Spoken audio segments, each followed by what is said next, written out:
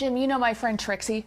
Her neighbor, who's only 49, just had a heart attack, and it turns out that he has high cholesterol.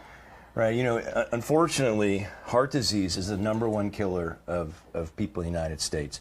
Every 40 seconds, someone is having a heart attack. And the sad part is, it's mostly preventable. So if you look at the risk factors for heart disease, now there is a genetic component, but family history really only makes up about 10 to 15% of the risk, except in some pretty rare, very specific genetic disorders, mainly around cholesterol. But if you look at the other risk factors, it's mainly lifestyle, right? It's smoking, poorly controlled diabetes, high blood pressure, sedentary lifestyle, and also high cholesterol. What is cholesterol? So cholesterol is a waxy substance that our bodies really require to survive. We need it to build cells. It's actually the starting point for many hormones like estrogen, testosterone, and even vitamin D. So we have to have cholesterol in our bodies. Well, so when somebody says that they have high cholesterol, like Trixie's neighbor, what exactly does that mean? Well, when we measure cholesterol numbers, we look at several things. We look at the total cholesterol, which is made up of really 3 components.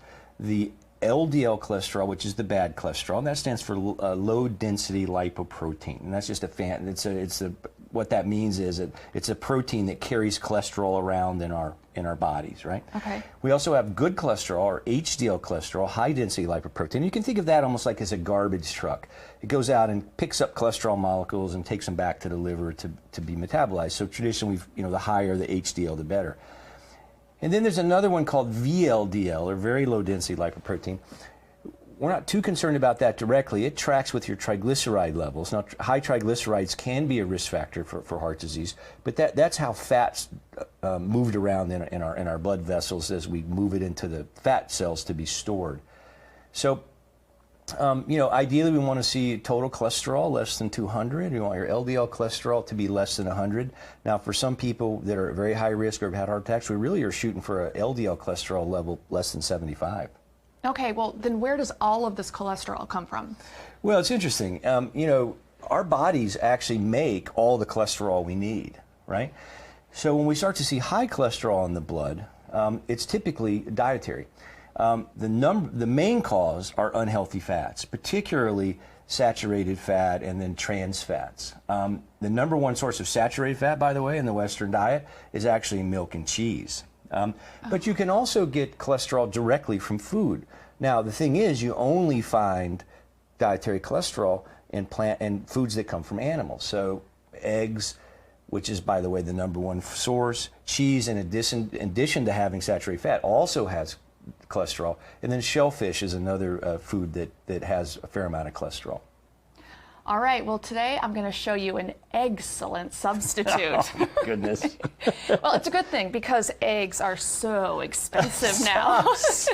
I know. Okay. No, in all seriousness, there are really a good amount and a growing amount of plant-based egg substitutes on the market. I see more and more all the time. But there's going to be added oils, which translate to added fats, right, of which course. we don't need, right? Yeah, which I really want no part of. So what we're going to make today is both oil-free, so very low in fat, no fat, right, and cholesterol-free. Oh, wow. Yes, and we're just going to be using these mung beans. I think you'll find them extraordinary. Oh my God, you are exasperating me with all of this egg talk. Okay, seriously, let's just get cooking.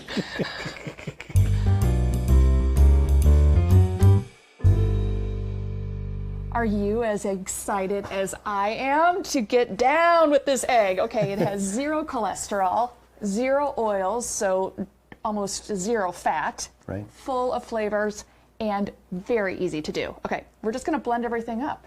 The base of this recipe is mung beans. Actually, they're split mung beans. So what's a mung bean? So it's a legume, but it's a split mung bean. What that means is the hulls, so the shell, has been removed. Got it. And then what I did with these, it looks like more than 3/4 of a cup here, but I took 3/4 of a cup of these split mung beans and then soaked them overnight. So they've kind of poofed up a little bit. And so these are going to be, I'm going to get them all into our NutriBullet. You can use a blender, whatever, but I would suggest you use something that will really puree these down to a liquid. All right.